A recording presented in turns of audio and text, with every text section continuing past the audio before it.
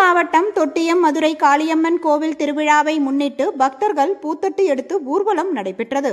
திருச்சி மாவட்டம் முசிறி அருகே தொட்டியம் மதுரை காளியம்மன் கோவிலில் தேர் திருவிழா நடைபெற்று வருகிறது. விழாவை முன்னிட்டு 30 மற்றும் 31 அடி உயரமுள்ள மிகப்பெரிய 2 தேரையும் பக்தர்கள் தோளிலும் தலையிலும் சுமந்து கொண்டு முக்கிய வீதிகள் வழியாக உலா வந்தனர்.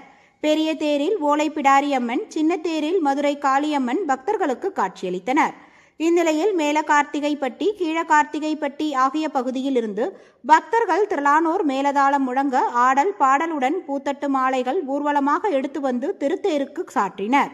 அப்பொழுது திருச்சி சரக டிஐஜி வருண்குமார் நேரடி மேற்பார்வையில் திருச்சி மாவட்ட போலீஸ் எஸ்பி செல்வநாகரத்தினம் தலைமையில் பலத்த போலீஸ் பாதுகாப்பு பணியில் ஏற்பாடுகள் செய்யப்பட்டிருந்தது.